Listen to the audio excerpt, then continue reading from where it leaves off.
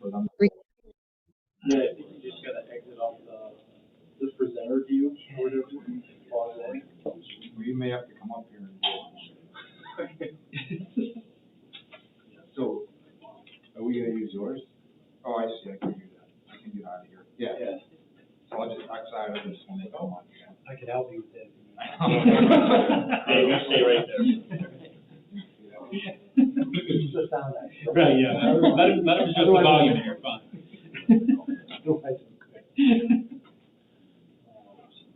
All right. Good evening, everyone. Welcome to the Tuesday, April 5th City Council meeting. To all those on Zoom, welcome as well. We'll go ahead and call the meeting to order. Alderman Santee. Here. Alderman Glad. Here. Alderman McClatchy. Here. Alderman Hardy. Here. Alderman Strack. Here. Alderman Devine. Here. Alderwoman Miller. Here. Please stand for the pledge. Pledge allegiance to the flag of the United States of America and to the republic for which it stands, one nation, under God, indivisible, with liberty and justice for all. The public comment portion of this meeting is for items that are not on the agenda this evening. So if you are presenting today, obviously you will be speaking at that time. Is there anyone in the public that is speaking on behalf of an item that is not on the agenda this evening? Okay. Moving on to the consent agenda. Any items from the consent agenda that council would like to pull for separate consideration? Seeing none, I'm looking for a motion to approve 5A through 5G as presented. Alderman Strack. Motion to approve as presented. Thank you. Alderman Hardy. I second that motion. Thank you. Discussion on these items. Alderman Santee. Yeah, on consent agenda items B and C, I just want to formally thank the city. Thank you, Mayor. On consent agenda items B and C, I just want to formally thank the city, the staff, the council, our public works department on the road programs that we're going to work on and the investment that we're making. And I see this just a definite positive, and it's something that needs to be done, and we're being very aggressive with this. Thank you. Thank you. Any others? See none? Clerk, please call the roll. Alderman Strack. Yes. Alderman Harding. Yes. Alderman McClatchy. Yes. Alderman Glad. Yes. Alderman Santee. Yes. Alderman Devine. Yes. Alderwoman Miller. Yes. Thank you, Council. Next item on the agenda is 6A, motion to approve a Class A liquor license for 1325 Riverside Incorporated DBA Whiskey Diablo, located at 1325 Riverside Drive, and if approved, pass an ordinance amending Title 4, Chapter 2, Alcoholic Liquor, Section 6, license classification and fees, approval authority, limitation on number of licenses. Go ahead. Yeah, thanks, Mayor. 1325 Riverside Inc. has submitted an application for Class A liquor license. The business will be located, obviously, at 1325 Riverside. It's the former location of the downtown food and liquor store right across from Bimbo's and that area on Riverside Drive, just south of the American Legion. Business will be owned and operated by Dan Hart, who's in the audience tonight. If there's any questions regarding the business, the name of the actual business will be Whiskey Diablo, a Tex-Mex style restaurant and bar. Some conceptual pictures of the inside, including layout, has been provided to council. Mr. Hart has been background checked and fingerprinted, and all that information has been cleared. And if approved, as the mayor identified, we'll also need to, as part of the motion that the mayor read, increase the number of Class A liquor licenses to 41. And then just as a pre-discussion or a prequel, I guess, the very next item is approval of a video gaming license for the same location for the installation of video gaming machines, 6 of them is the request, which is our maximum. And of course, I'll say it now so I don't have to say it under that item. It's 2 separate votes, but they will be subject to, if approved, subject to a video gaming agreement like we do with other businesses. So thank you. Thank you. I'm looking for a motion and a second to approve 6A as presented. Alderman Miller. I'll make that motion to approve 6A as presented. Thank you.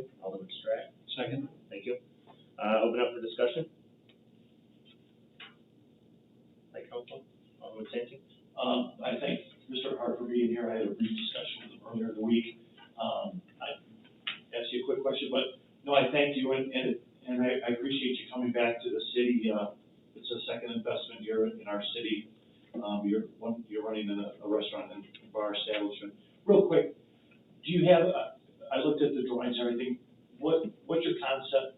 You got an idea of how restaurant, bar, I know it's gonna be Mexican, any other thoughts on how it's gonna be run? Yeah, Focus on more food, or how's it gonna be? Cafe Americano is what we're calling it. It's a Tex-Mex fusion concept. It'll be more traditional Mexican deliveries with tacos, tortas, and things, but with more American flair, flavor, pulled pork, different things like that. It's primarily restaurant-based. We have another concept in town, obviously, that features more late-night stuff. I'm not really looking to compete with myself, so it's more upscale, high-end margaritas, palomas, things like that. Okay. Well, I have no further questions. Thank you, good luck. Any other questions for the applicant? Thank you, Dan. Any other, comments? All right, open up for public, input. Is there any, one that would like to make a public comment at this time? See none? Clerk, please call roll. Alderwoman Miller. Yes. Alderman Strack. Yes. Alderman Devine. Yes. Alderman Harding. Yes. Alderman McClatchy. Yes. Alderman Glad. Yes. Alderman Santee. Yes. Next item on the agenda is 6B, is subject to approval of agenda item 6A, which was just passed. Motion to approve a video gaming license for 1325 Riverside Drive, Riverside Incorporated, DBA Whiskey Diablo, located at 1325 Riverside Drive? Yeah, okay, yeah. All right, sorry. Looking for a motion and a second. Alderman McClatchy? Motion to approve. Thank you. Alderman Santee? I will second it. Thank you. Discussion on this item by council? See none. Public comment. Is there anyone that would like to make a public comment regarding this item? See none. Clerk, please call the roll. Alderman McClatchy. Yes. Alderman Santee. Yes. Alderman Glad. Yes. Alderman Harding. Yes. Alderman Strack. Yes. Alderman Devine. Yes. Alderwoman Miller. Yes. Thank you, council. Congratulations. Thank you, Dan. Thanks, Dan. Next item on the agenda is 6C, is a motion to approve an ordinance granting a conditional use permit and zoning variations for a drive-in Starbucks at 904 South Illinois Route 31. Director Palaraki, want to go ahead and present this? Certainly, thank you, Mayor. Petitioner Market Holdings LLC is requesting approval of several zoning items to accommodate a new drive-in Starbucks restaurant located at 904 South Illinois Route 31. The request is for a conditional use permit for a drive-in zoning variation to allow a minimum lot area of 38,684 square feet in lieu of the 40,000 square feet required in the O2 office park. Zoning variations to allow a trash enclosure between the principal building and the front lot line. A zoning variation for relief from residential landscape screening strip design standards along the south property line, and any other zoning variations necessary to accommodate the proposed development. Planning and zoning did hear this request on March 16th. There were no objectors present at the meeting, and the commission unanimously recommended approval. So the petitioner is here this evening. If there are specific questions the staff cannot answer, I'm also here, as well as the city planner, Cody Sheriff. So open it up to discussion. Thank you, Rose. I'm looking for a motion and a second to approve 6C as presented. Alderman Strack? Motion as presented. Thank you. Alderman Santee, for a second. I will second the motion. Thank you. Discussion by council? Comments, questions? I guess confirmation with Ross, the building's gonna be a complete tear down, and then it'll be rebuilt separate. That's correct. Okay. That's no further question. Thank you. Any others? Alderman Strack? I just appreciate the fact that we're loading a drive-through lane with at least a dozen cars. So I appreciate the design of that and the fact that we can load that many on the actual property. That's convenient. Thank you. Alderman McClatchy? Yeah, I agree that, perfect location for that, so good luck. Any others? Open it up for public comment. Is there anyone from the public that'd like to make public comment regarding this item? See none? Clerk, please call the roll. Alderman Strack. Yes. Alderman Santee. Yes. Alderman Glad. Yes. Alderman McClatchy. Yes. Alderman Harding. Yes. Alderman Devine. Yes. Alderwoman Miller. Yes. Thank you, council. Next item on the agenda is 6D, is a motion to approve a zoning map amendment and variations for property located at the southeast corner of Municipal Drive and Knox Drive for the development of a 3-story, 40-unit age and income restricted senior housing facility. Director Pollard. Thank you, Mayor. If council recalls, Bear Development did do a conceptual presentation to the council a few months back about this development. Since then, they have gone before the Planning and Zoning Commission. They are requesting approval of the following zoning items to construct a 3-story, 40-unit age and income restricted senior housing development. The zoning map amendment from C3 Community Commercial District to the RM2 High Density Multifamily. A zoning variation to allow 61 parking spaces in lieu of the 94. Zoning variation to allow relief from recreational space requirements in the RM2 High Density Multifamily District. And a variance from the municipal code to allow approximately 33% brick facade in lieu of the 75 required. The petitioners are here this evening and would like to give a brief presentation. So we've honored that to them. So we're going to take over and then we can answer any questions you may have.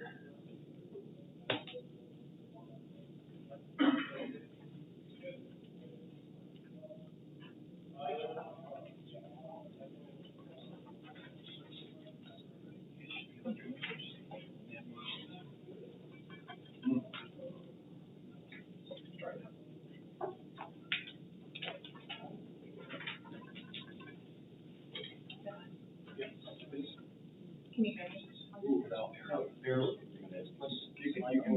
Yeah. Can you hear me? Yeah, there you go. Good evening. I'm Sarah Beck. I'm a project manager with Bear Development, and I know we gave most of this presentation back to you a couple months ago, so I'll try to get through it pretty quickly. You guys have been moving at a quick pace tonight, so we'll get you home early.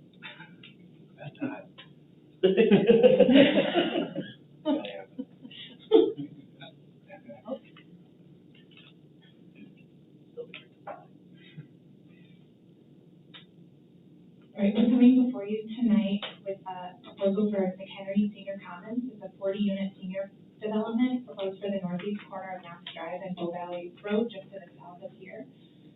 As mentioned, we're seeking a rezone from C3 Community Commercial to RM2 High Density Residential. And just a little bit about Bear before we get started. Bear has roots dating back to 1924, and since 1986 has been acquiring and developing residential, multifamily, hospitality, retail, office, and industrial in 13 states. But the bulk of our work is really in northern Illinois and southern Wisconsin. We're home office in Kenosha. There's a long-term owner and property manager, and we have in-house general contracting through construction management associates. But we do hire all of our subs locally. So the site we're looking at is outlined here. It's a approximately 2.3-acre site, and it sits adjacent to the VA Health Clinic, which Bear's principals developed and own and lease to the VA currently. The site's also, we feel, a very good location for seniors as it's adjacent to the McHenry Rec Center, 2 parks, the aquatic center, and a bunch of commercial and restaurants right across the street. So here's the site plan for the property. We're proposing 40 units of senior affordable housing. So there'll be 30 one-bedroom units and 10 two-bedroom units. We think from our independent market study and from a review of McHenry plans, there's a huge demand for this type of housing. Over 16% of McHenry residents are over 65, and from our independent analysis, we'll have a capture rate of approximately 1%. So there are over 4,000 eligible households for this type of housing, and there's currently a 0% vacancy rate in the market for this type of housing.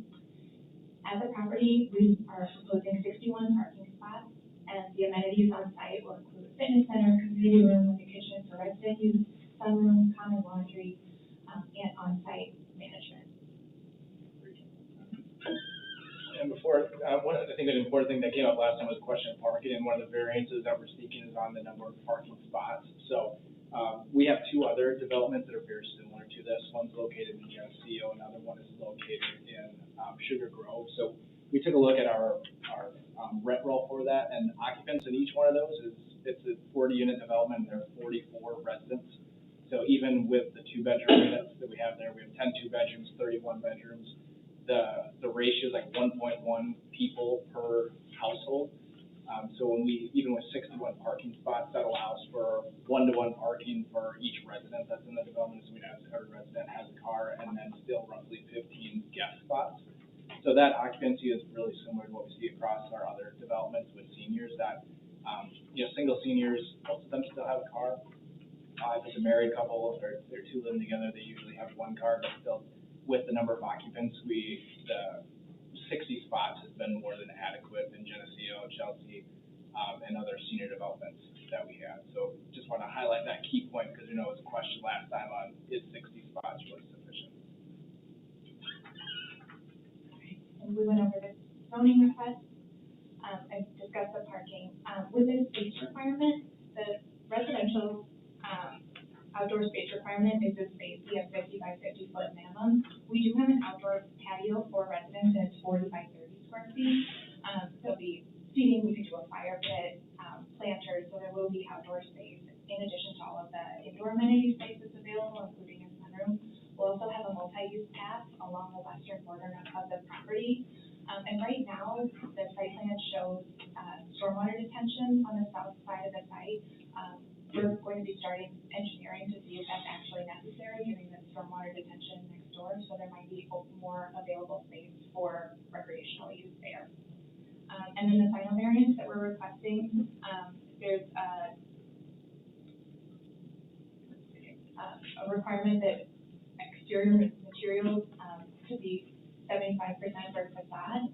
What we're proposing is about 30% brick facade, and then the remaining being 70% composite siding, which will either be hardy board or LP Smart Side. It's a really high quality product with a 50-year warranty, and they really have a great selection of colors. And the similar developments that we've done have used this type of siding. We think it turns out really well, and really holds up to the elements over many, many years. So these are two of the similar developments, one in Sugar Grove and one in Geneseo. We've maintained really strong relationships with both cities, and we'd be happy to give anyone contact information or a tour of either of these properties. And we really pride ourselves on high quality construction. The hard cost here is supposed to be about $10 million. The exteriors, here's some sample interiors. And every unit will have a dishwasher, in-unit washer and dryer, line, central AC, and all units will have a patio or a deck, and they're pretty large, from 700 to 1,000 square feet. This is some of the common area space, the community room with kitchen and a sunroom. And just from a quick timeline perspective, we submitted to the Illinois Housing Development Authority on February 14th for 9% tax credit application. And we'll hear back about that award on May 20th. And assuming that we are successful, we would move forward with a November financial close and construction start, and assume about 13 or 14 months of construction, so finishing up in December 2023. All right, now we're ready for any questions that you have. Thank you. I'll go ahead and, we'll go for a motion in a second on this one. We'll go ahead and have discussion by council. Is there any questions by council to the applicant?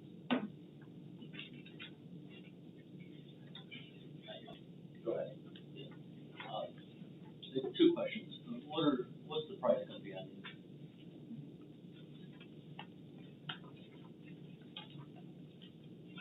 So it will be rental housing, and it does depend. So about 70% of the units will be restricted at 60% of the area median income, and that allows us to do deeper income targeting on the remaining 30%. So the max rent for a 1-bedroom is around $1,000 a month for a 60% unit, and about $525 for a 30% AMI unit.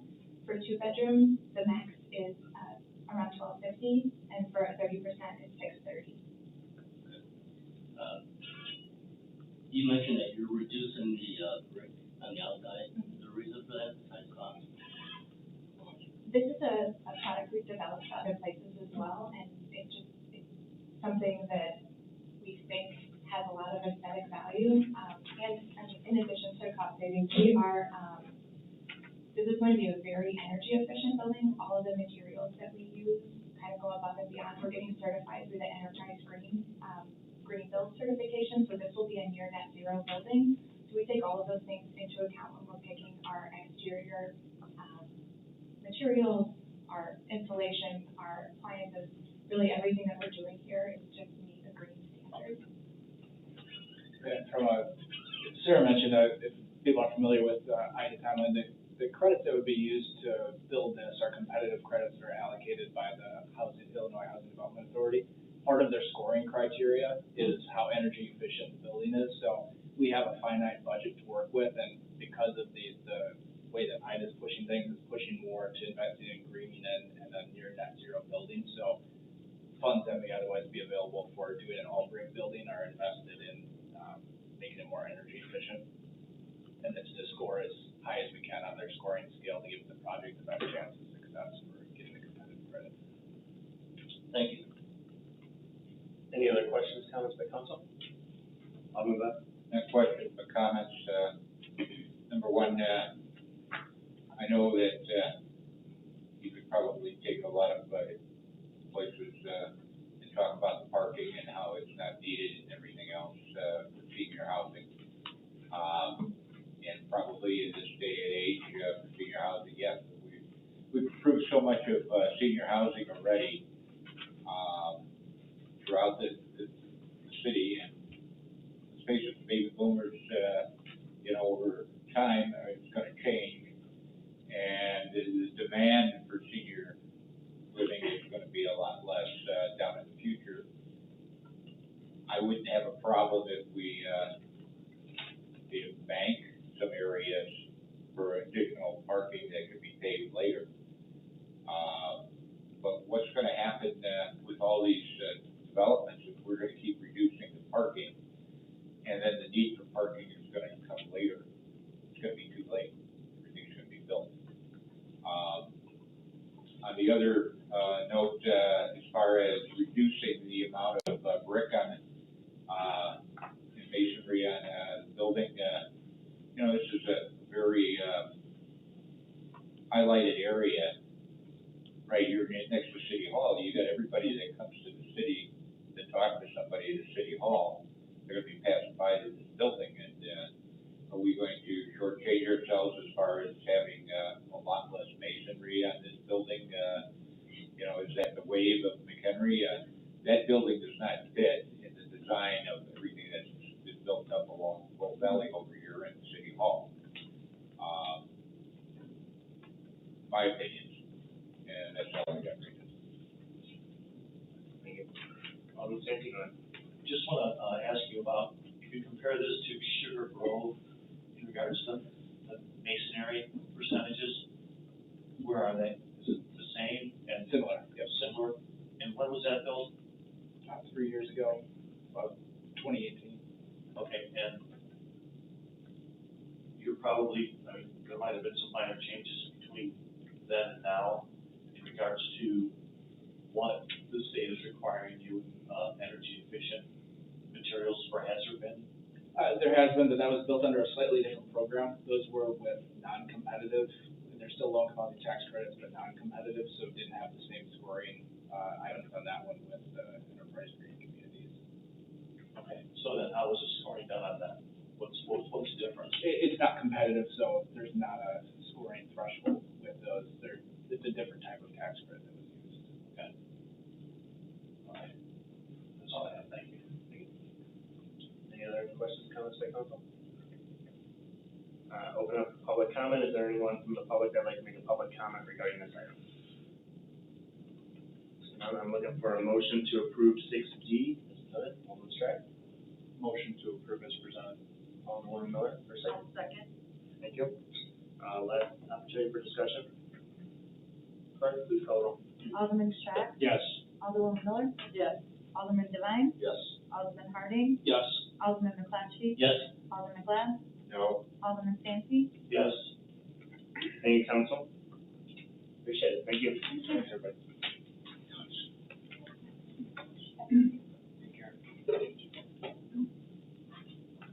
All right, next item on the agenda is 60 is a motion to approve an ordinance granting various text amendments to the City of McHenry zoning ordinance.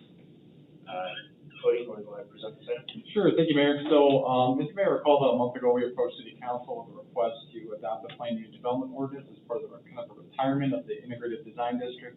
Plainview Development Ordinance in practice is essentially the same thing, except for it's a little less complex, a little less taxing on the existing property owners.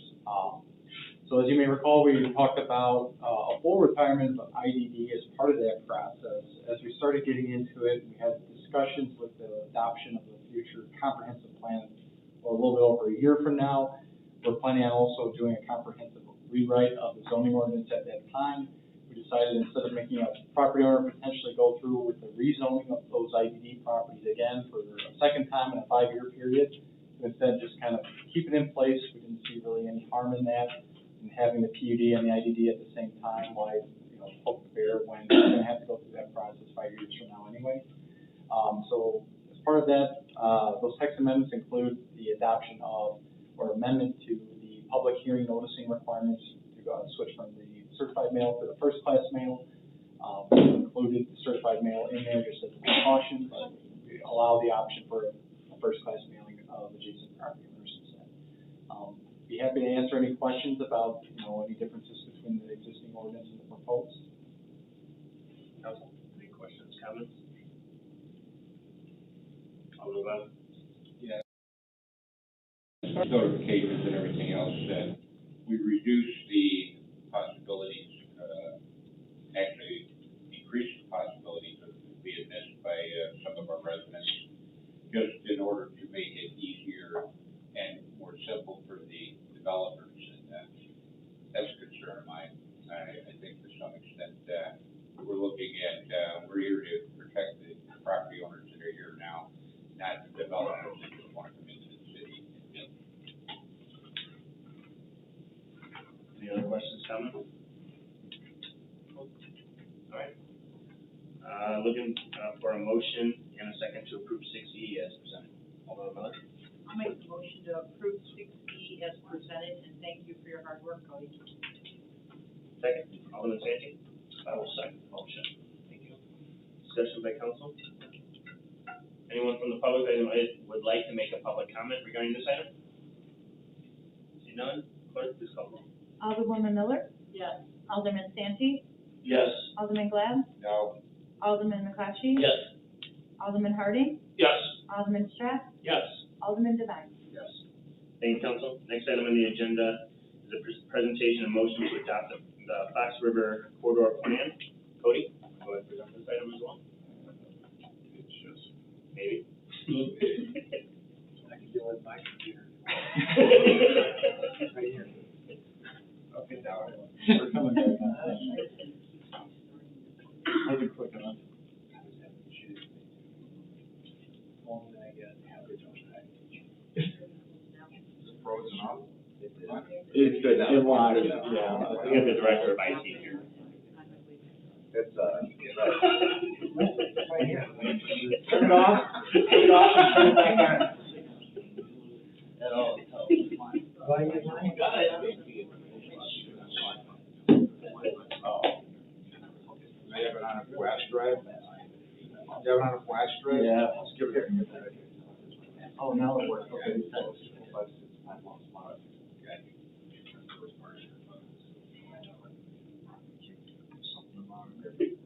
All right. You got it now? No. Present. All right, there you go. Nice. Chief, you got to have him. I got it. You got it. Chief. I do stuff. Done my part. All right, so City Council, I'll keep this brief, so I'm just going to introducing CMAP staff. This is part of the adoption of the Fox River Corridor Plan. This is a 2-year planning process. We've had some ups and downs, had to go through COVID-19, switching to online, kind of presentation and adapting public engagement events as part of that process. We had a lot of stakeholder involvement, a lot of cross-jurisdictional issues associated with the Fox River and those type of regulations with regards to usage. We had a lot of citizens and residents engaged in this process, so I think hopefully City Council will be happy with the outcome. This is a continuation of other planning efforts south of 176, so Fox River Corridor Plan was Part 3. So we're slowly heading north as we go forward, but I'll just introduce Kelsey Pavlak, who's here from CMAP, who will be presenting on the site.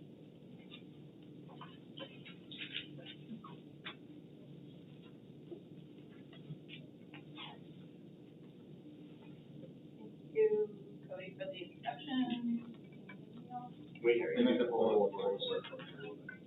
about that? Yeah. All right, there we go.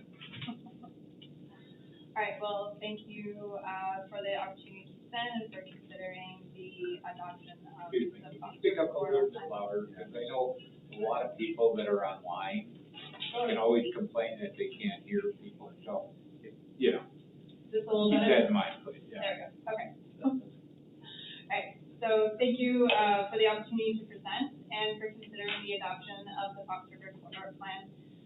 As Cody mentioned, my name is Kelsey Pavlak. I'm with the Chicago Metropolitan Agency for Planning, and I've been serving as the plan's project manager for the last couple of years. So this evening, I'll just give a brief introduction to the plan and its study area, walk through the planning process and the plan's goals, and then give a brief overview of the plan recommendations specifically. So Cody did a great introduction, so I may be a little bit repetitive here on my slides, but I think it'll be good just to get the full glimpse of the project.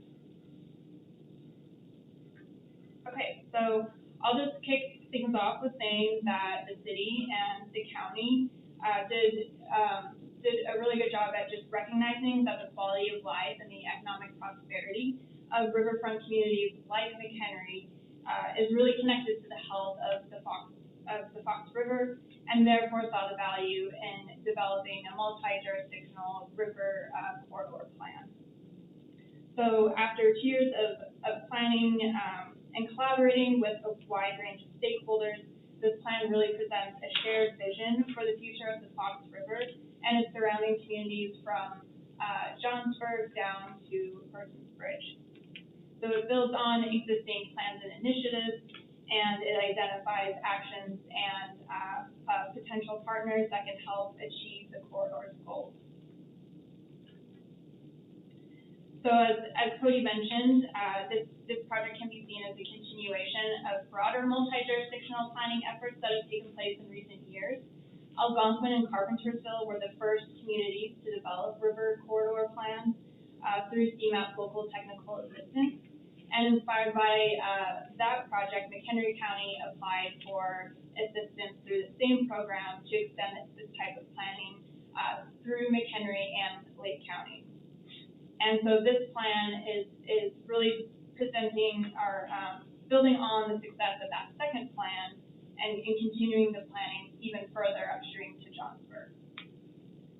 So this next slide gives a good map of the planned study area. It spans approximately 8 miles from North Chapel Hill Road down to the Illinois Route 176, and it is encompassing a 1/4 mile buffer around the river itself, and then it's connected open space, water, and then wetlands and floodplains. It captures parts of Holiday Hills, Prairie Grove, McHenry, and unincorporated McHenry County, as well as Johnsburg. So other key features that it captures is the Stratton Lafayette Dam, Moraine Hill State Park, county conservation areas, and the city's Riverwalk. So in addition to the leadership of the project sponsors, this plan benefited from the engagement of the guidance of a steering committee, which was made up of community and county representatives, open space and waterway managers, public agencies, and civic organizations within the area. And again, as Cody mentioned, it took roughly 2 years to develop this plan, with the bulk of the project taking place within the existing conditions. and then the planned development phases. And throughout the entire process, community engagement was really a critical thread that we did our best to pay attention to. So throughout the course of the planning process, we held several engagement activities. And given, again, that this plan was developed through the height of the pandemic, everything was for the most part online.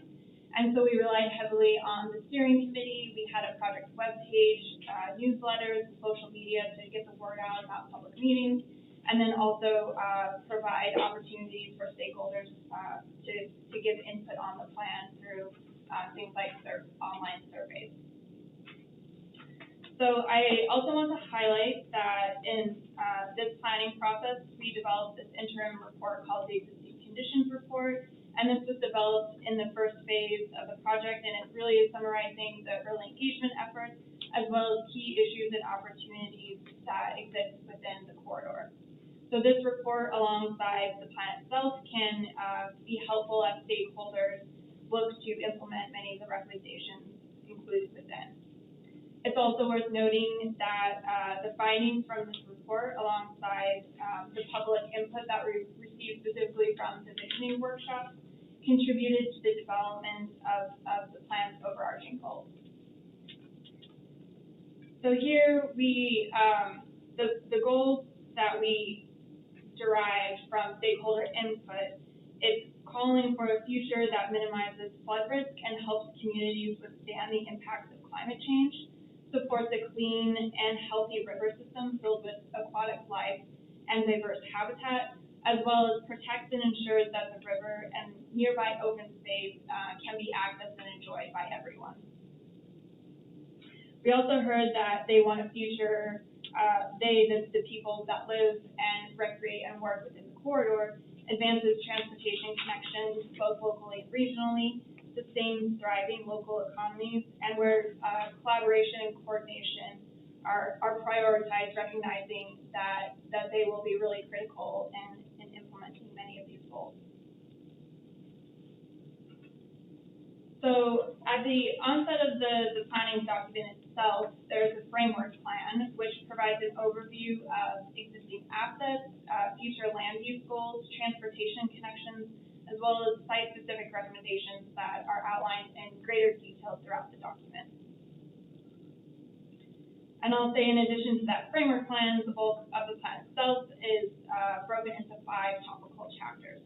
Within each of these, there are recommendations and strategies, as well as an implementation table that outlines when recommendations should be implemented. And then it also identifies relevant funding sources and then partners that could take on the implementation itself. So in the interest of time, I'm just going to provide an overview of each of these chapters and then highlight 1 to 2 recommendations for each. So the first chapter is the economic development chapter. This really acknowledges that the Fox River and the corridors surrounding open spaces are really key economic drivers. So McHenry, in many ways, is well positioned on this front. The city has been actively investing in the revitalization of the downtown and the riverfront itself. So the plan recommends that the city continue this investment by promoting infill and mixed-use development in the downtown area, and then leverage its riverfront development opportunities to increase riverfront access and open space in a way that improves walkability and the downtown appeal, enhances aquatic life, and really helps reduce the corridor's susceptibility to flooding. It also calls for corridor communities to participate in existing marketing efforts, such as those offered by Natural McHenry County, and to also collaborate with local chambers of commerce to market the corridor as a destination for local tourism and recreation. The next chapter is natural resources. This chapter calls for the county and corridor communities to build resilience in flood-prone areas and ensure land and water can continue to support diverse and healthy ecosystems that provide recreation, economic, and natural flood control services for future generations. For the city, this means strengthening local ordinances, connecting landowners to resources and incentives to stabilize shorelines, and integrate green infrastructure into private property. It also means incorporating green infrastructure into public parks and along streets within the city, and then having the Public Works Department follow sensible salting practices to ensure water quality within the area. The third chapter is collaboration, education, and engagement. This chapter outlines strategies to leverage existing resources as well as build on existing relationships to address multi-jurisdictional issues and opportunities. Specifically, it calls for continued and increased collaboration across agencies like the Illinois Department of Natural Resources and the Fox Waterway Agency, and for corridor communities like McHenry to support these agencies in their efforts in addressing riverine flooding and sedimentation. So that might be through partnerships. I know McHenry has had a partnership with the Fox Waterway Agency before with regard to removing sediment within Boone Creek. And then there's also opportunities for partnerships with regard to local data collection efforts. So this chapter also highlights the opportunities for the city to engage with the youth and private landowners and businesses, river users, and really just the general public as stewards or to become stewards of the corridor itself.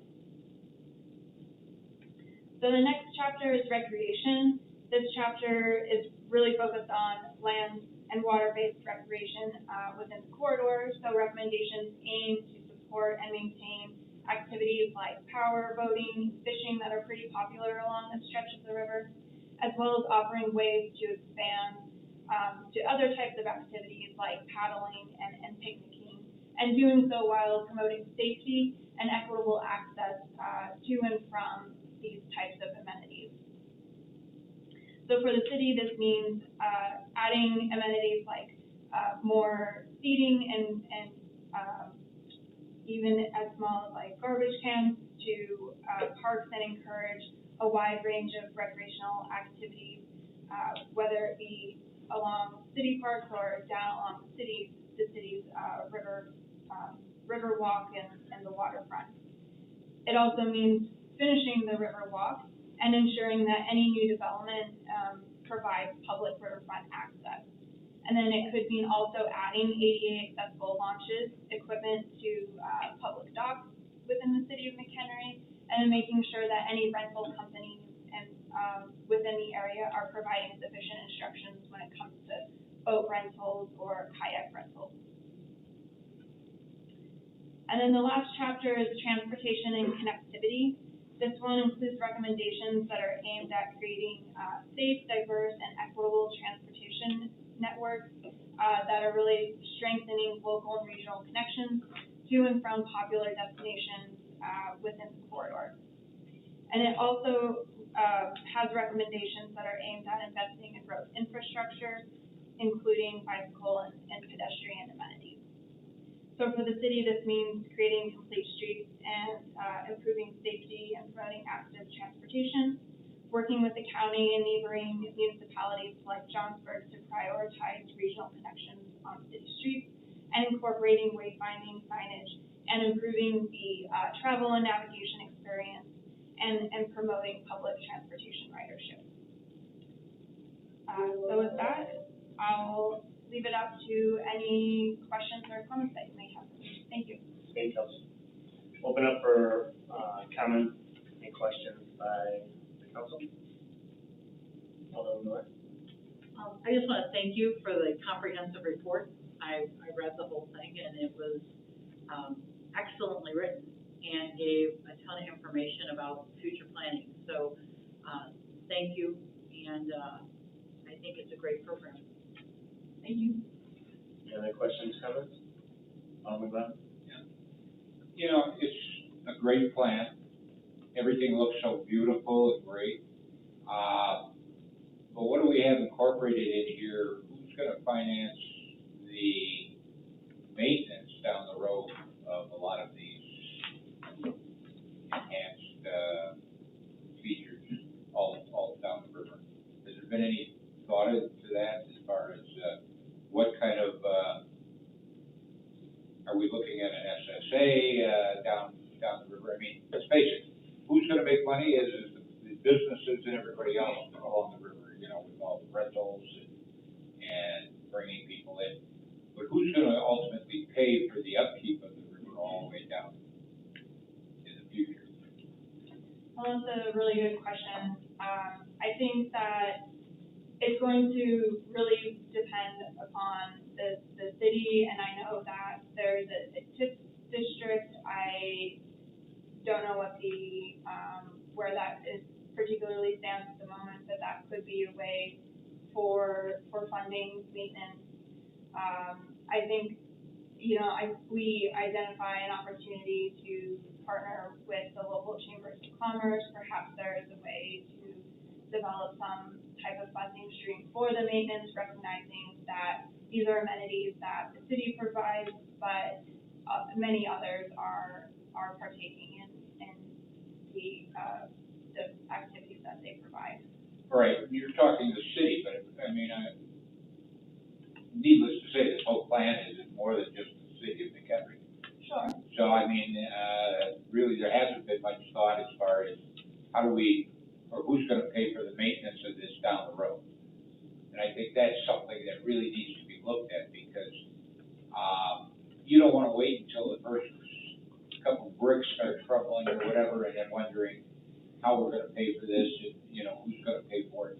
I think that all needs to be decided years and years in advance, so that when the time comes, we know we have a plan in place to pay for the upkeep of something like this. A TIF is basically for development, not for, just normal maintenance and upkeep. So, just food for thought. Thank you. Yeah, thank you. Alderman Miller? So I think when Alderman Glab is asking about who's gonna be responsible for these, I think the plan lays out who's the lead and who's the partners, and it involves a lot of the key stakeholders that are in every part of the implementation.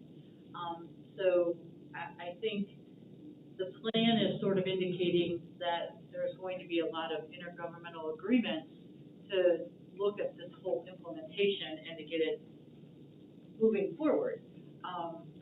Typically with that, you're gonna spell out responsibilities and financial responsibilities as well. So I get that this plan is conceptual right now, and we're looking at implementation action, and a lot of those are 3 to 5 years out, including the lead and the partners. So I would say more information will probably come once implementation starts, but I love that you're integrating who's lead and who's the partners and involving all the key stakeholders.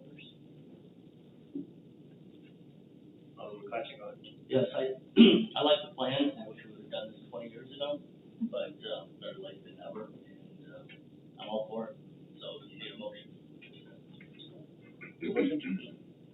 Alderman McClatchy with a motion. Second. Alderman Strack. Second. Thank you. Open up for public input. Is there anyone from the public that'd like to make public comment regarding this item? See none? Last opportunity for discussion. Alderman Sands. I guess, I mean, we do have to, it is a plan, and, it's one of the first steps in this plan. And I guess some of the key components, and Kelsey, correct me if I'm wrong, but,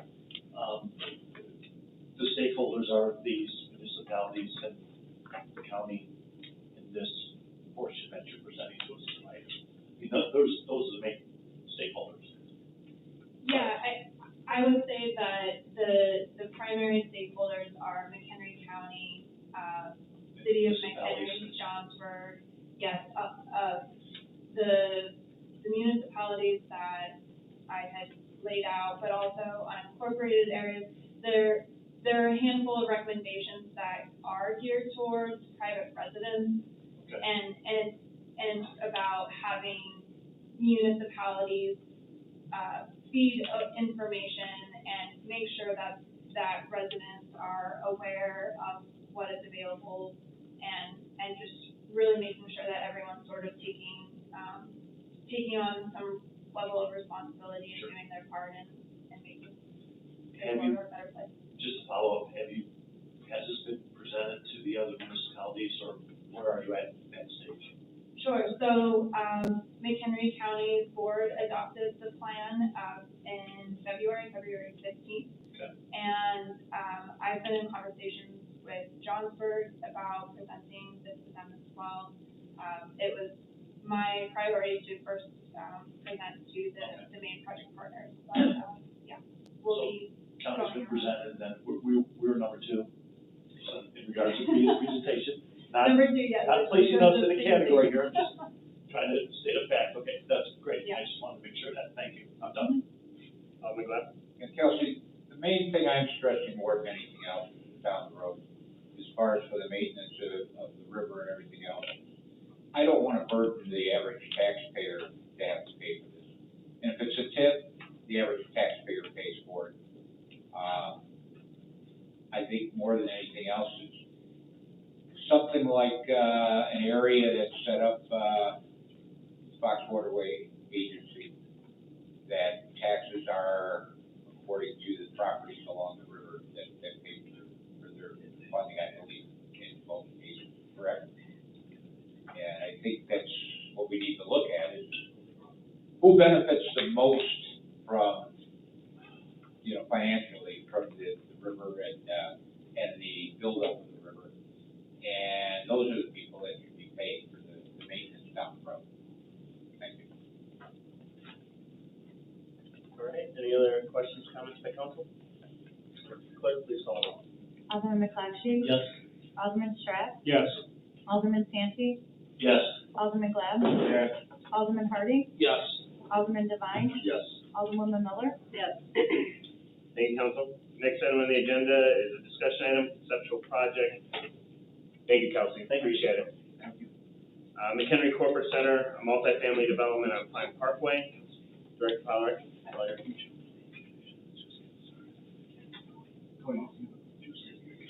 Which one?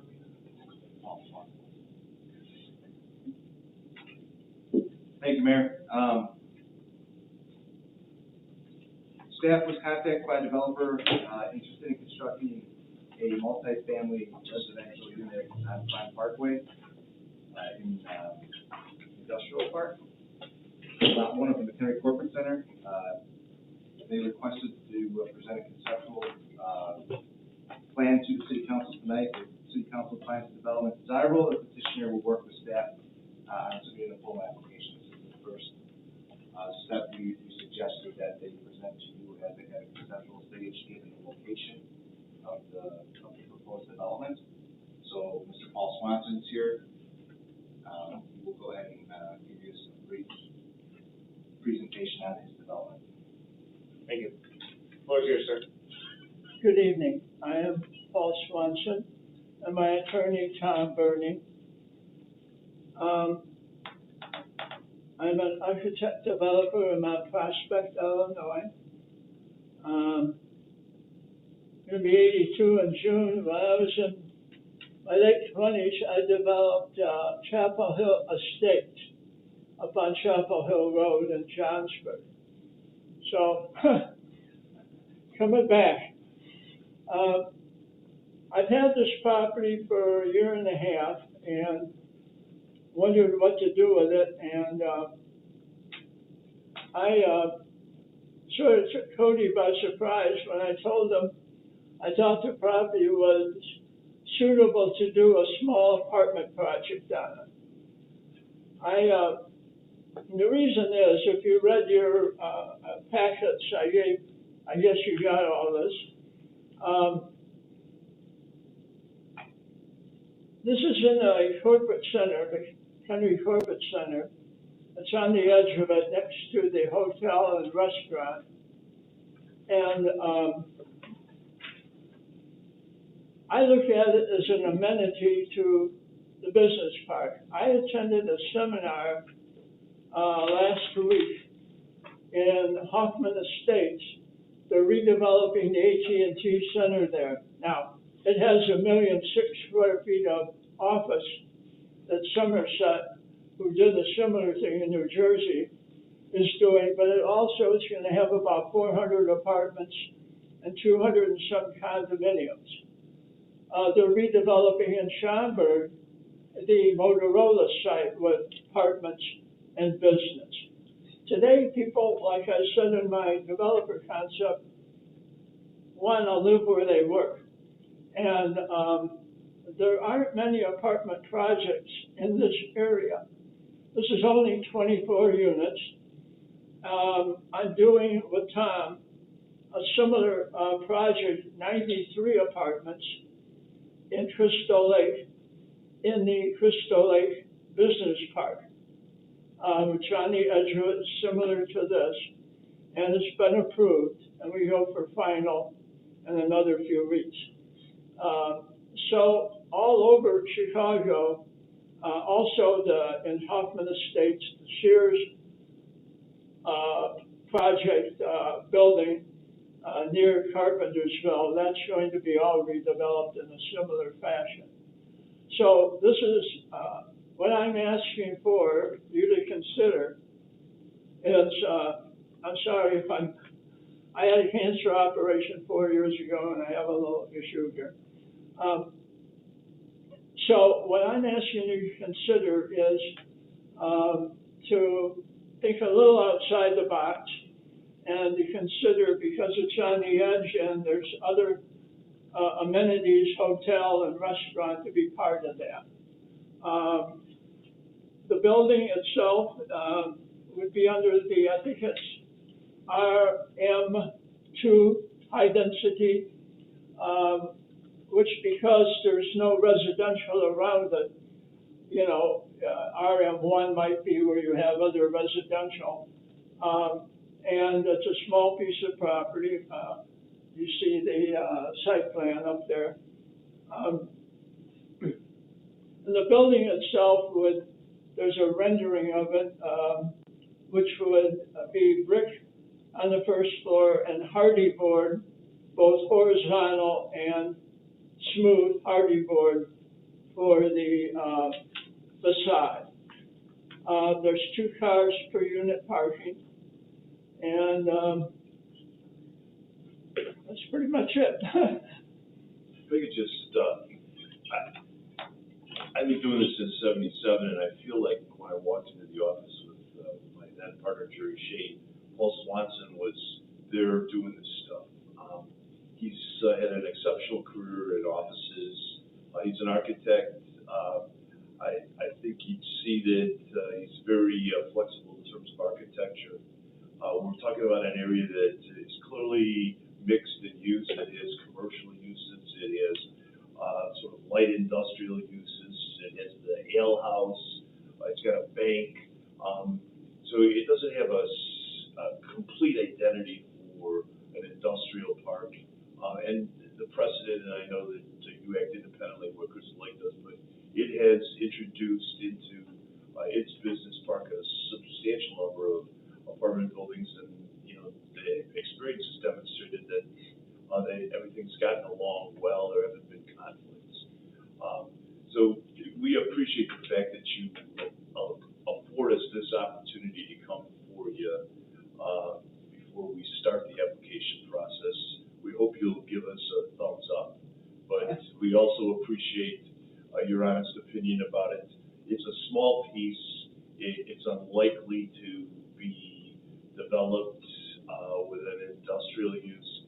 I have to tell you, I can't read your comprehensive plan. I think it's shown as gray, which is maybe institutional use. Cody or Ross can probably correct me, but it doesn't show residential. It'd take a comprehensive plan, map change, but I don't think it's inconsistent with the bank, the Hampton Inn, the Bulldog Ale House. So thank you all. Thank you. I'll open up for discussion by City Council.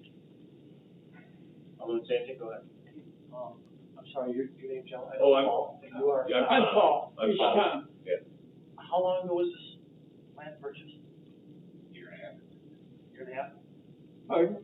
How long ago did you purchase the land? You know, I don't remember exactly, about a year ago. Yeah. And your thoughts immediately when you were purchasing it, were you looking at this as a concept a year ago, or Did you have any No, thoughts or ideas? I didn't have any particular concept. I had, one of the uses I talked to Cody about could have been a children's daycare center. And so, but none of it was really industrial. I mean, you know, but. That's all I have right now, thank you. Alderman Miller? So I agree with your logic that it's a small site and it probably won't develop commercially because it's restrictive in nature for commercial development. I like your plan and I agree that people want to live where they work and can play. So as we look forward in our community, and you know that we've recently done a housing study about apartments and availability, you know that we're in desperate need of workforce housing. Would you consider your build here and your potential price point to be workforce housing? I'm not really sure what workforce means, to be honest with you. I should, but I don't. This is a market rate development, correct? Oh, it's market rate, So it's yeah. not gonna be like the bear development that you saw, which was subsidized, so it's. Yeah, it's market rate. So the rents, do you have a projection on what the rents are? The rents will probably be around $1.50 a square foot per unit. In other words, 1,000 square foot unit, like a 2-bedroom's 1,100 and something, at times $1.50 per month. So you're looking at $1,200 a month for rent. Okay. Yeah, and also I forgot to mention, as you know, the hospital is right there, and not only do you have people that work in the industry around there and businesses, but you have people who work in the hospital. It's convenient. Any other questions, comments? Go ahead, yeah. So on the plan, you have one terrace with a barbecue. Yes. And I don't see any other outdoor improvements other than the patios and the balconies. So there's just one common terrace? Yes, one common terrace. And in your past developments have, and they're larger, and I realize Yes. that. How much usage of outside amenities do you have? There's a usage for it. Usually people barbecue and hang out on their own terrace and all that, but if there's like a group of people, then they'll use the community facility, but, yeah. You've shown a flexibility about you when you hear recommendations from a city council member or a plan commission member or a staff member. You've shown a flexibility to adjust your plan to address those. Oh, Is that yeah, correct? yeah, absolutely. So, and the only reason I ask is 24 units, you know, we can accommodate 48 people typically in 24 units. And it would be nice to see some additional outdoor space dedicated to, I don't know what, but just instead of just going home and going inside, I would love to see maybe that terrace expanded. There's not a lot of room there to expand, but you know, you're an architect, make your magic happen. Right. Well, thank you. You're welcome. Any other questions, comments by council? Alderman Glad? Yeah, number one, not really a family environment, out there, that basically, workers that, would like a short trip to work. There'd be plenty of apartments that are being proposed that aren't that far away from, the corporate center, 5-minute drive. And I've warned the council, the fact that we keep, every time when we get a proposal, it's change the zoning, change the zoning, change the zoning. And we've done an extreme amount of planning over the years as far as zoning, the entire city and what we had planned. And every time we have a proposal, somebody wants to change that plan and have spot zoning, and I just don't think it's a good idea to take it, just start throwing different types of zoning and mixing them together as a hodgepodge, and that's basically what you're gonna wind up with. So, Can I ask you a question? that's my reservation. I don't want to interrupt you. Can I ask you a question? I'm sorry, but that's okay. Thank you. I'm sorry I interrupted you. When you look at this piece, which is like 50,000 square feet, where it's located and what it's surrounded to or by, what does it occur to you that it could be developed for it? I think it's never been developed, so it's kind of a remnant of, other developments in the division of the land. Did anything occur to you that you think the market would accept? Not right offhand, no, but I can tell you right now, residential is not what I'm in favor of anywhere in the corporate center. Thank you, sir. Yeah, actually, I want to follow up on Paul's statement that, when he first purchased it, correct me if I'm wrong, but I do recall a child care center somewhere back in the industrial park before. Is it still there? I'm not sure. I believe it's in the hospital. Yeah, the hospital. This is different. This is different. It was next to, No, I am not a developer. Don't ever plan on being one. Okay? So, it's, I guess I would like to see something more into that realm.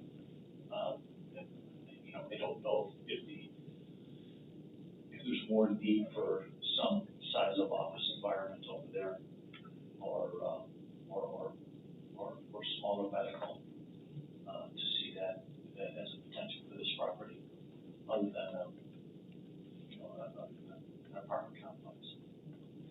Yeah, I looked into medical and, that's all up at the hospital there.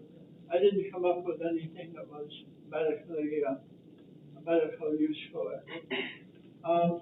As I say, this is a little like thinking outside the box.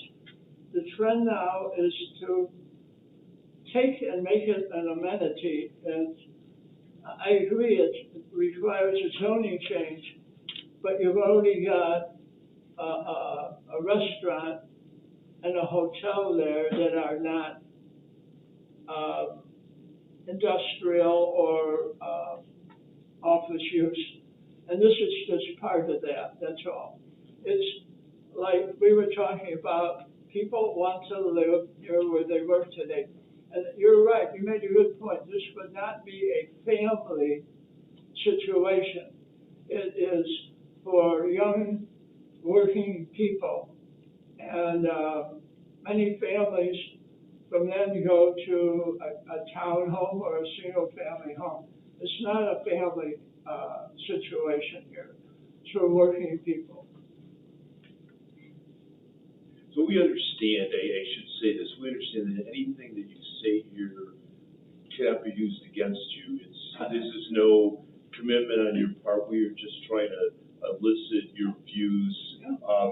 We can't come back and say, well, you told us that we could do this. But I've always looked at this as a test of, if it's no way over my dead body, then we need to hear that. But if there's a possibility that we can convince the Plan Commission that this is a worthy project and come back to you, is that something that you'd be willing to consider, or does it fall in the other category?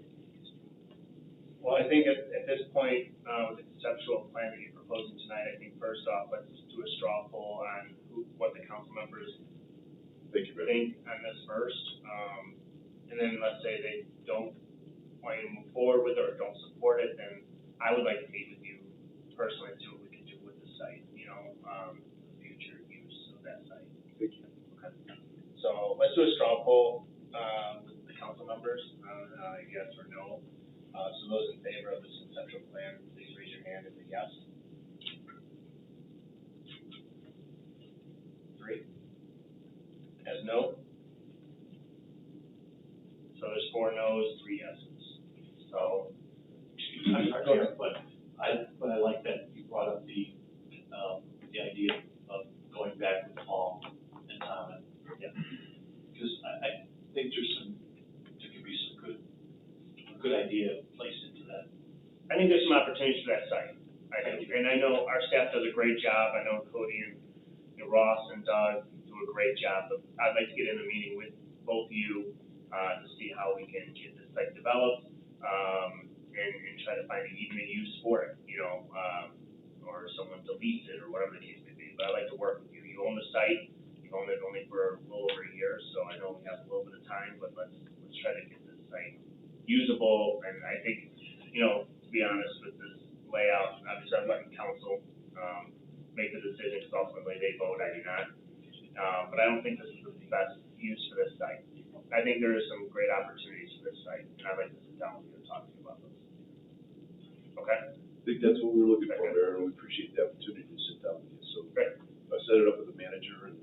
Yeah, Monty, go ahead and contact Monty, and, he'll set it up on my schedule. All right. Okay? Good, thank you. Thank you, I appreciate it. Tom, I have your information up. I'll get my, reach out to you. Okay, good 5 to 8. I got you. I know where you are. Paul, thank you very much. Thank you Thank very Paul. much, I appreciate Thank your ideas, your thoughts, No thank problem. you. Thank you, have a good night. All right, next item on the agenda is discussion item as well, is conceptual project, Route 31 fueling station. Director Power, go ahead.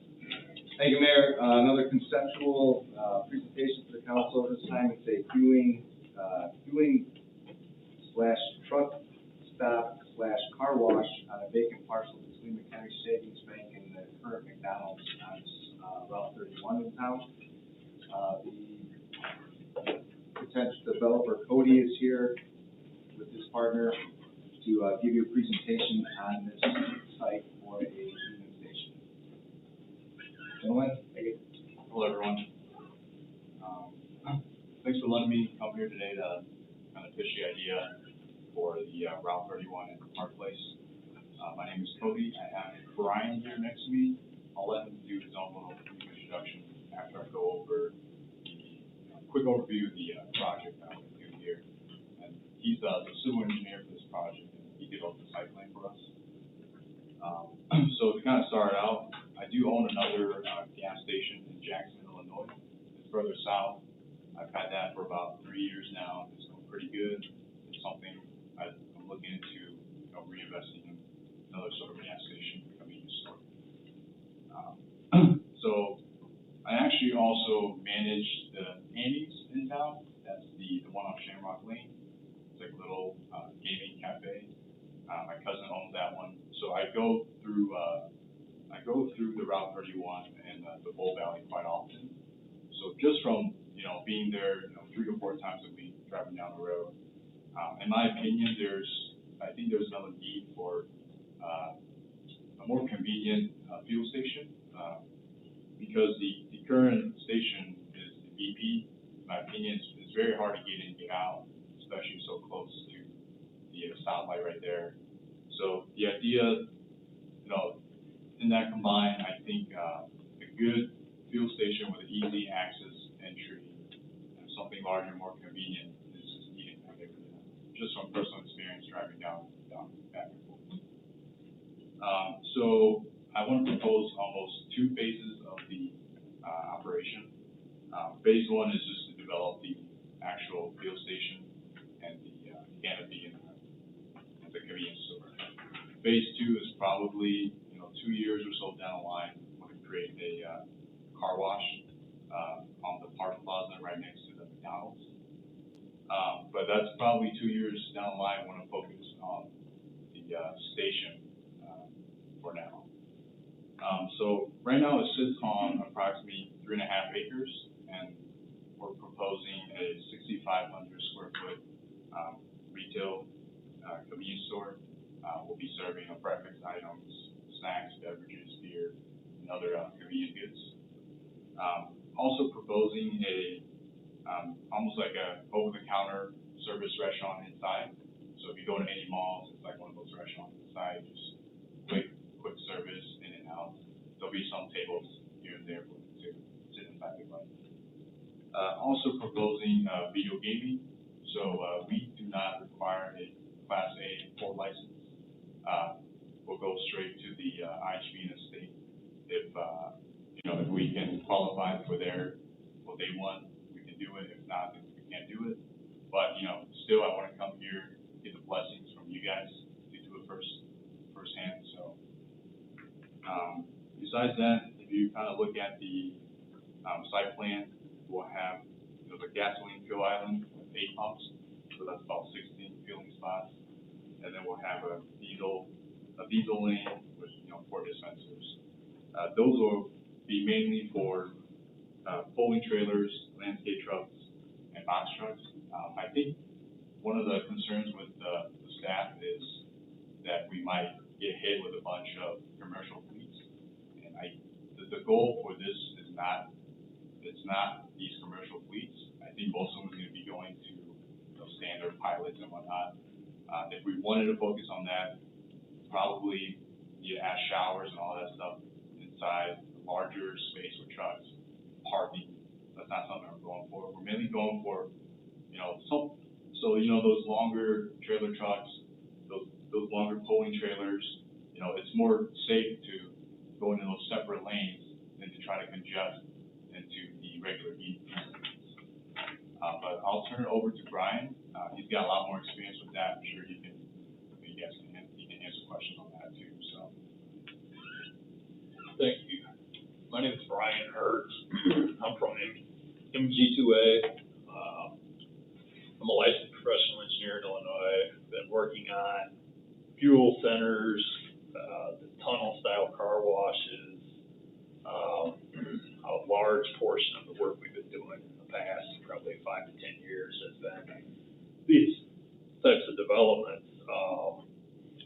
The site is really well set up for what we're trying to do here. The drainage is already in place. There's an existing stormwater detention pond on the north side of Park Place. So the site slopes pretty significantly from the south to the north and directing those flows to the detention pond up there.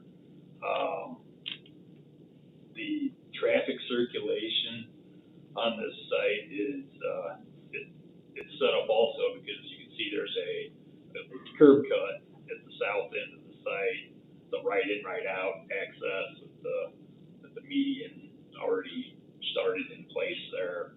On Route 31, that really follows suit with most of the other fuel centers that we've worked on in the suburban Chicagoland area, because normally we're on a highway. Normally it's on a state highway, so we have to go through IDOT.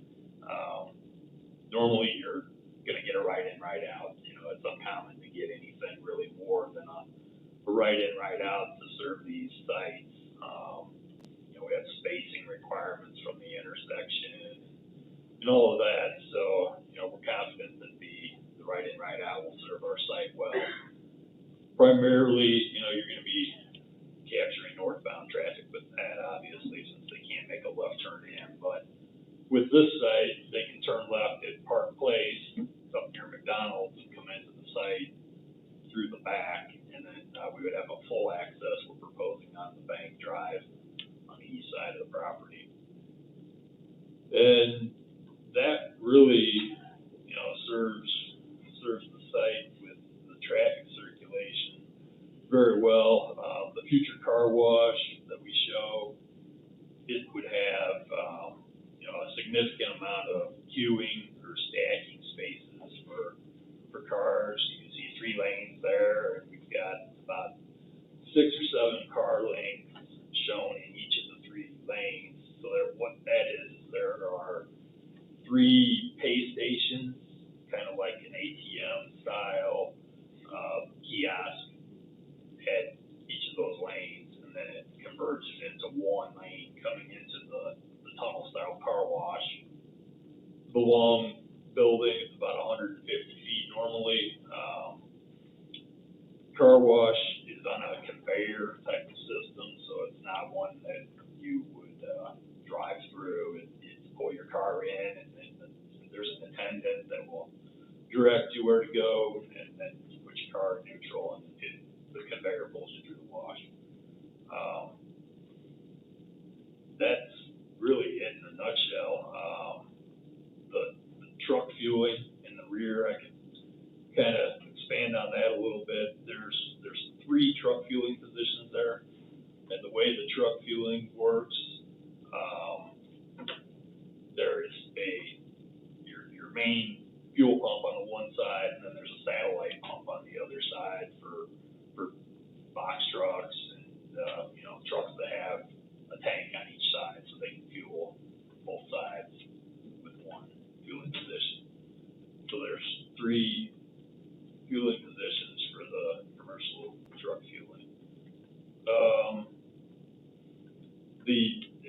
like Cody said, the trucks that are anticipated on these sites are not your over-the-road semis pulling 53-foot trailers. These are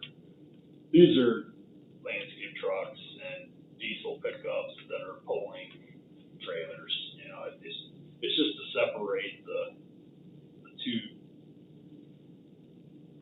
uses.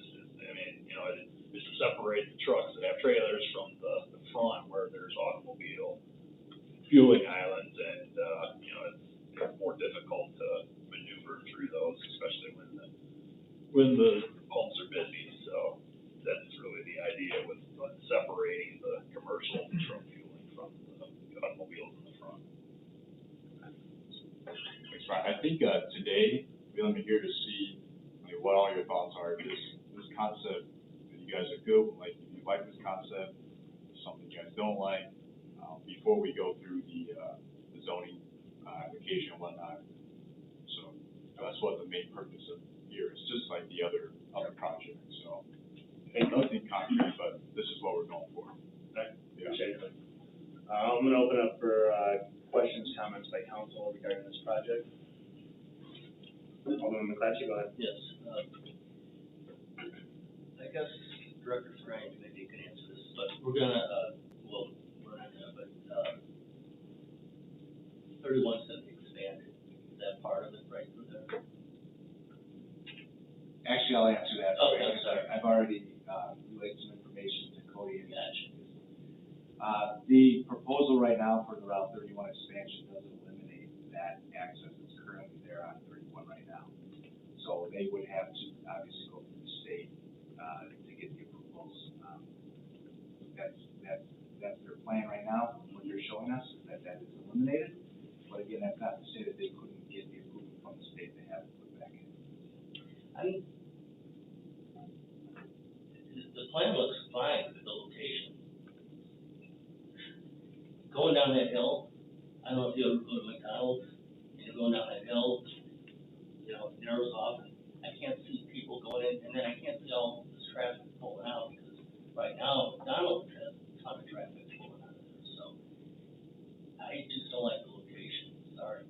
So my guess would be that they would be required to do something there, at minimum, and then a widening of that intersection to allow the 53-footers. You know, we know what they tell us as far as what they're designing that station for, but you know that there's going to be 53-foot when you have a canopy like this and fuel dispensing station like this. So it would all have to be designed for that. It's like the Ringwood Road one with Speedway, Ringwood and. Correct. And They require decel lanes on those. Any other questions, comments? Alderman Miller? So the plan is, well designed. I agree with Alderman McClatchy. I just think it's in the wrong spot. And not to offend you by any means, but, we have parks right across the street there, and, I'm not sure that I want to be responsible for putting a fueling station right by park equipment that we just installed last year, and have integrated a large investment in that whole Knox Park area. So I think your plan is a nice plan, a nice layout, a nice design, but I just agree that it's probably not the right location for that. Any other comments? Alderman Bender? I agree with both Alderman McClatchy and Alderwoman Miller about the location, just that they're coming down that hill, that's dangerous already pulling out from just McDonald's and the trucks there. Plus, I'm not sure how the direction on the site plan, how you pull in with the trucks, if the south entrance is right in, right out. Is that which directions do the trucks go through? The trucks would continue, so when you turn off the 31, making a right, it would be the second entrance, would be the trucks. Right, so trucks would mainly be facing north, that's the primary movement through there. So if it's right only, mainly coming from the Street. So it would be here through the canopy and then back out Bank Drive. Okay. That's all I have. Any other comments? I'll move on. Yeah, I'll just agree with the fact that, I just think it's a poor location for it. It's a nice little concept, but, thing is I don't like the idea of having traffic go on Max Drive and then veer around, you know, to either go south or whatever way they wanna go. All you do is inundate the other streets there. It's not just an in and out from there, so that's my thinking. Thank you. We already have 5 no's, but Alderman Santi, going to hear input. I'm agree with, I mean, I've got other concerns there, but, you know, it is a good concept, it probably in the, not the best of locations. I mean, I would even question our street structure around this in regards to the capability for trucks on Park and on Bank Drive on the backside. I mean, we have to go in depth on this, because I think we see where we're going. Right, so just real quick, some of the concerns that we've relayed already is truck access, pulling out on the, say, Bank Drive. So if you make a right-hand turn northbound on Sure. 31, you make a fuel, you know, you get your fuel, and you wanna go back south, you're either making a left at Park Place, or you're looping up by the bank and making a left to go south on 31. You know, with a 53-foot truck, so you're gonna be increasing traffic flow on Bank Drive as well as Park Place, which is already a congested intersection. Or you take Knox all the way to the. Or you could take Knox all the way to Old Valley Road. Which again, then you gotta cross over and it does create more congestion that way also. Alderman Hardy? I agree with the rest of the council. I appreciate your interest in McHenry. But I'd like to see this property used for, you know, a different kind of use, but that's up to you. Thanks for your interest, though. Well, your mic works really well. I guess so. So Cody, obviously, you know, council. Can I ask you another question? Sure. So you're okay with the concept, you just don't like the location, is that correct? So if I find another location, McHenry, you guys be more open to it? Mm-hmm. So even across the street, you don't think that'll work either? There's a huge, right across the street, there's a huge empty lot there. I say come back with a somewhat, you know, conceptual plan on that. We'll go through the same process, and we can go from there. Okay. And I also asked, if you have any issues with video gaming in a station like this, as long as we can, you know. Really, we have no control if it's over 5 acres, right? We still have to issue a video game license agreement, but if they're eligible through the state for a truck stop, then they're eligible. We still have a video gaming license that the city council has to agree to. Right. Approve, so. Okay. Yeah. Is that a yes or? Yeah, you have to have a liquor license for the station, but not for a Class C package license. Right. They have the right of refusal. Correct. Yeah, okay. So liquor license and video game. Because I know we don't need a port license. Need a package. Need a package. Okay. From the state and from the city. Okay. And I think You don't have to guarantee a good problem. Correct. It's like what? yeah, It is 2 votes, and normally if you were here earlier for, like Whiskey Diablo. yeah, it was a restaurant, different establishment, but Okay. it's 2 votes, one for alcohol and one for video. Okay. And I won't speak on behalf of the council, I think it all depends on the project itself, right? I don't think they wanna hold themselves to the fire here and say, yeah, we're okay with gaming on a Right, yeah. 3-acre lot or whatever, but at the same point, I think it all depends on the project itself and the location, and their support, you know, to you, saying, hey, you know, we trust Cody to go ahead and get this thing off the ground and, you know, do well. So I think you'd have to come back with a conceptual plan. I will say there's been other sites that have been in discussion, that hasn't failed of getting a video gaming license. Yeah, okay. So if that gives you any indication. Okay? All right, thank you guys. Thank you, Cody. Appreciate it. All right, the next item on the agenda is 7C is a presentation and discussion regarding the fiscal year 22-23 proposed budget. Hey, Cody, I need this, the other Cody. I got it. Updated information from March 21st City Council meeting and other, all other funds. City Administrator Moorfield. Sorry. City Administrator Moorfield. Dave, I got that, buddy. Buddy, give me a high five, buddy. Who's the chief?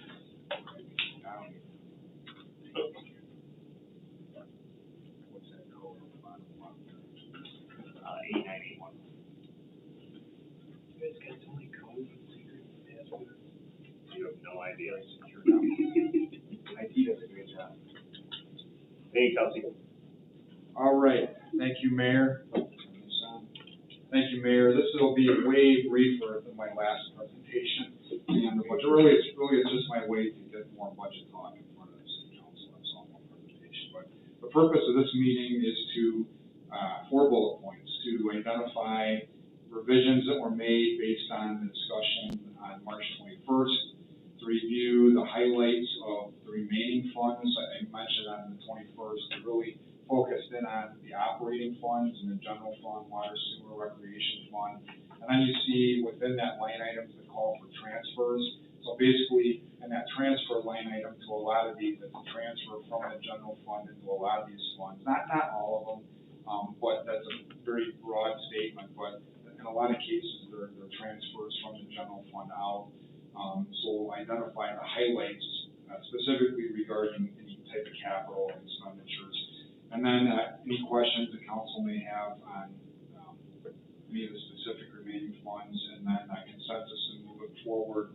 So what we would do after tonight is package the numbers, add the narratives that everybody works hard to put together, and all the supplemental information and all that, and to convey it to the council as a finished budget document for consideration on April 18th. So first of all, just to hit on the revisions from last meeting, based on just 4 bullet points here. There were no adjustments recommended or made to any operating expenditures other than the ones that I've identified below the first bullet point. The first is based on looking at really our cost of vehicles. I mean, vehicles are becoming extremely hard to acquire, and build out costs of being able to acquire materials for build out. We took a hard look at a couple of areas and adjusted the police locker room project budget by $60,000 and vehicle purchases by $65,000 based on, again, refined or updated estimates for those 2 specific projects. And then council talked about a couple of things at the end of the meeting last week, and that is streetscape, phase 1 engineering for Riverside Drive, streetscape, and also gateway signage. And so those 2 amounts have also been added. That's $519,000.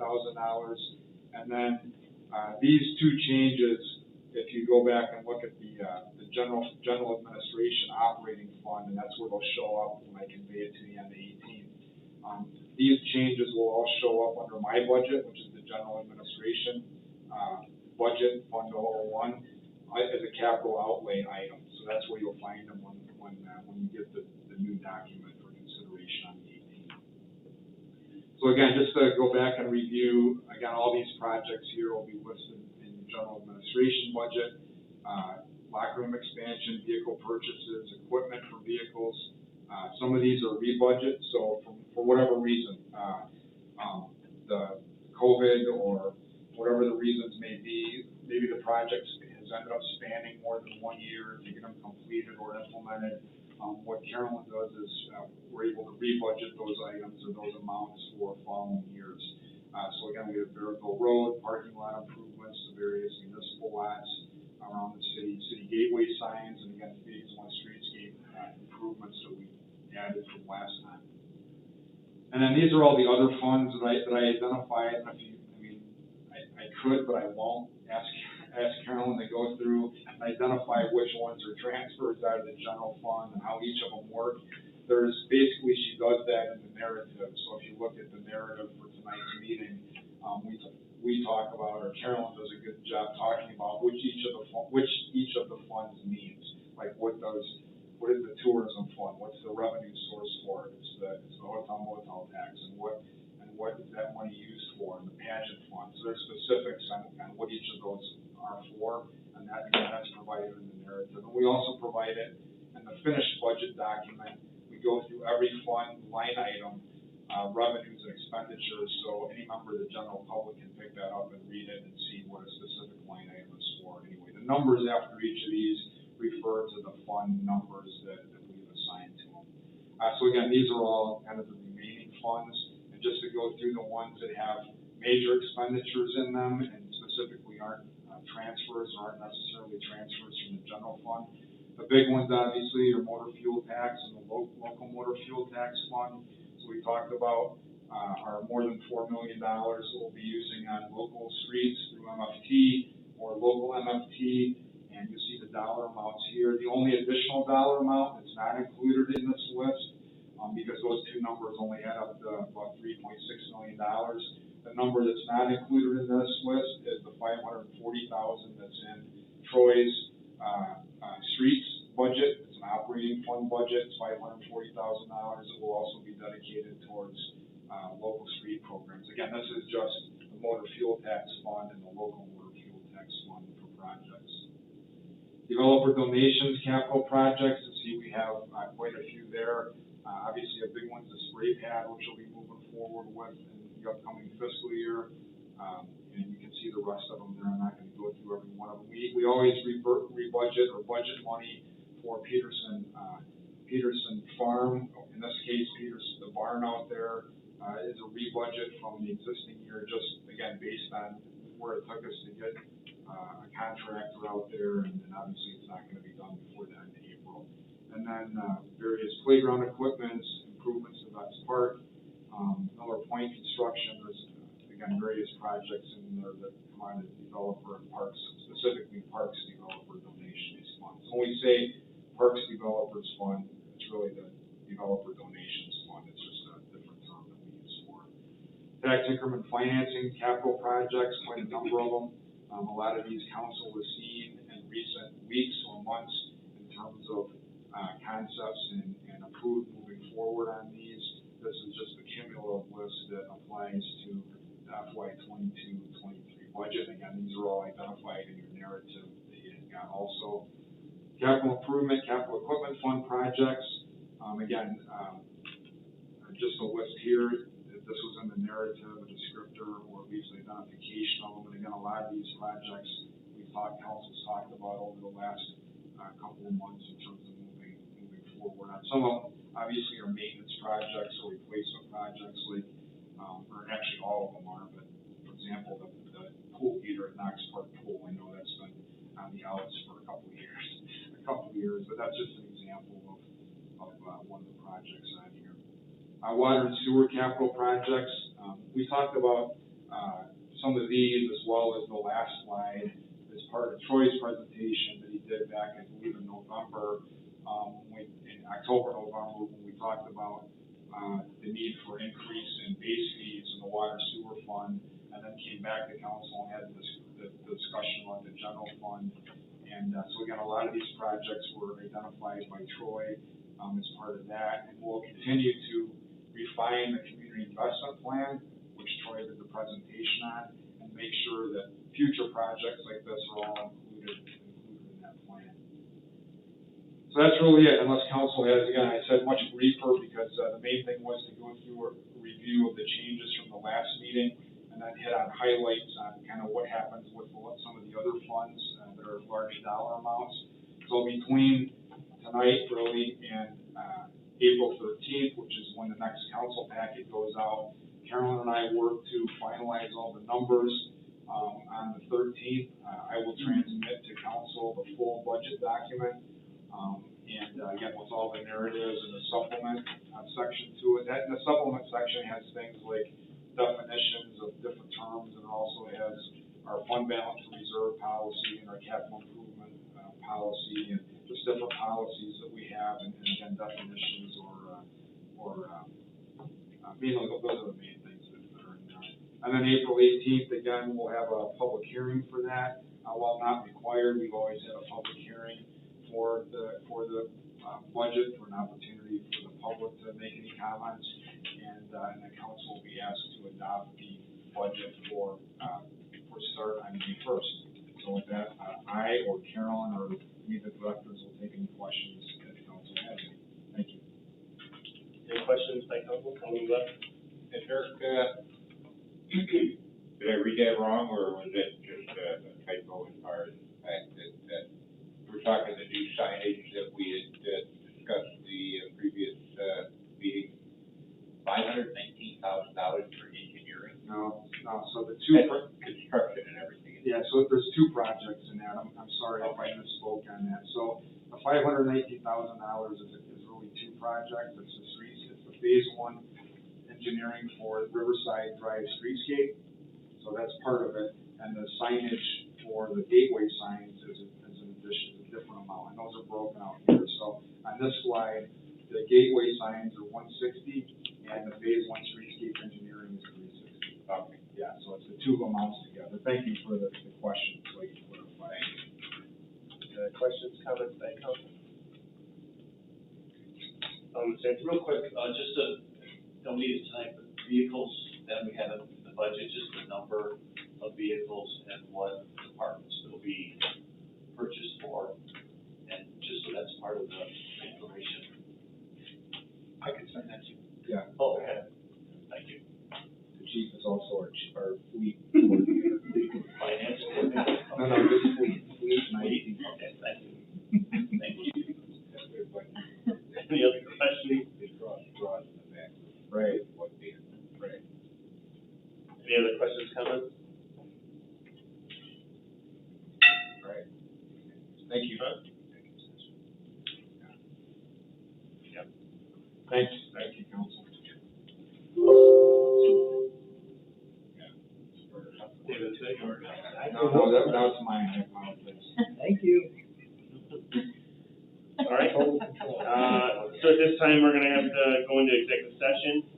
So I'm looking for a motion to enter executive session for all property acquisition. Motion for executive session, property acquisition. Yep, Alderman Santi for a motion, second by Alderman Strack. Clerk, please call the roll. Alderman Santi, Yes. Alderman Strack, Yes. Alderman Devine, yes. Alderwoman Miller. Yes. Alderman Hardy. Yes. Alderman McClatchy. You ready? Let me let him in here. They are fast. Hey, they're in. All right, we're good. Roll call. All right, okay. Ready? Alderman Santi.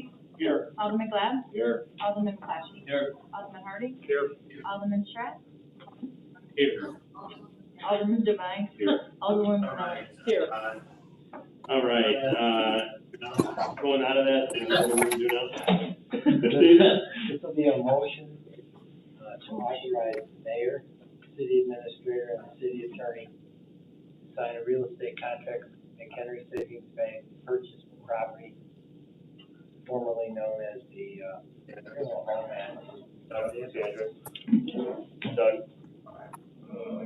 35. It's really close. It's 5 times across the street, so.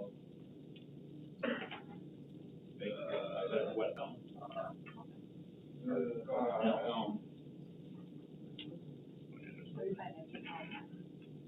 They're working on it. I'm sorry. Such vacant cross streets. Hold on. Do you want me to Google?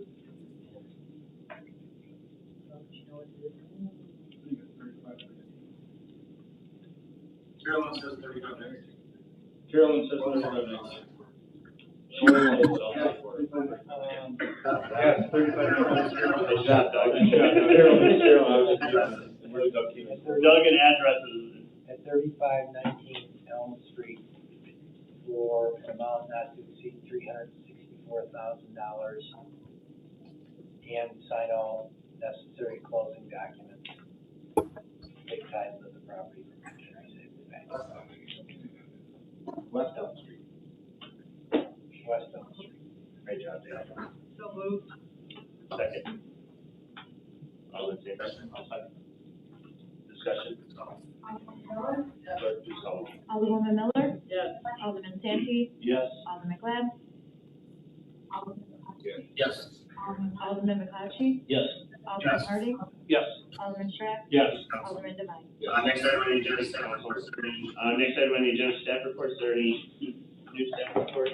I have nothing tonight. I have nothing tonight. City council comments? Just one quick thing, Just one quick thing, a couple meetings ago, I'll probably come down, I think we talked about the street sign coming down, and I think Alderman Strack. put the retired signs, I don't know about you guys. Put the retired signs, I don't know about you guys, so we're back to calls on that, so I was just wondering where we're at with that. There are a couple. There were a couple of locations that were discussed, one of which was somewhere on the campus here. And, speaking with a few people since then, there's a concept we can put them up wherever, we can put them up, I guess, wherever is suitable that doesn't disrupt any plans that we have already. That's why I'm saying, if you have, contracting and other plans we have around locations, but if there is a place that we can put them as a city property, why don't we vote? I was gonna say, Why don't we look at it every day? Be here, yeah, I think the obvious location would be. Let's just set it up as a discussion item in a later meeting. There you go. All right? We'll come up with Come up with some ideas and.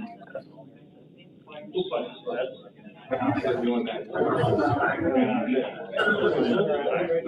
We'll set up as a discussion item what to do with these. You're going to like. Two lines, three ways. Any other city council? Any other city council comments? Maybe we could make them be. I wanna know what a license plate reads. Chief, Alderman Miller would like you to explain. License plate. Oh, so we are limited on, by law, we can no longer chalk tires on 4-hour parking, violation against the law, violation of your constitutional rights, and we're gonna get sued. So we have not been enforcing 4-hour parking like we normally do for months and months and months now. So this is the alternative solution without going and getting parking meters, to put an LPR on top of the CSO vehicles, and they drive up and down 4-hour parking streets, it logs the cars, and then 4 hours later they drive back, and it logs the cars and tells you which ones are there, and that's it. I like it. Council would like to have an open discussion on the use of parking meters. No action whatsoever, the idea of paying for the park, but, the village of Lake Geneva in Wisconsin gets $1.3 million. Right at the end there. Might be up right now, actually. They're. Is that license plate reader, find stolen vehicles, or is that just, okay, I thought there's, more options. This one would go on the CSO. They're $30,000 a piece, they're not cheap. Big quarters. They're going to take up. It could still be used if we had to for another reason, but the primary purpose of it is to, this is the city of Woodstock just switched to it. They bought 2 of them for their vehicles, during their last budget year, and I don't even know if they ran into the same problem. They ran into the same problem with Woodstock Square and the parking down there, and this is the only way they can enforce it. Without going to parking meters. Going to parking meters, like I said, that's the thing about it. No ticket in your window, you get a ticket. Any other city council? Any other city council comments? Motion to adjourn? Alderman Strack? So moved. Alderman Miller? Second. Clerk, please call the roll. Alderman Strack, Yes. Alderwoman Miller, Yes. Alderman Devine, Yes. Alderman Harding, Yes. Alderman McClatchy, Yes. Alderman Glad, Yes. Alderman. Yes. Thank you, council.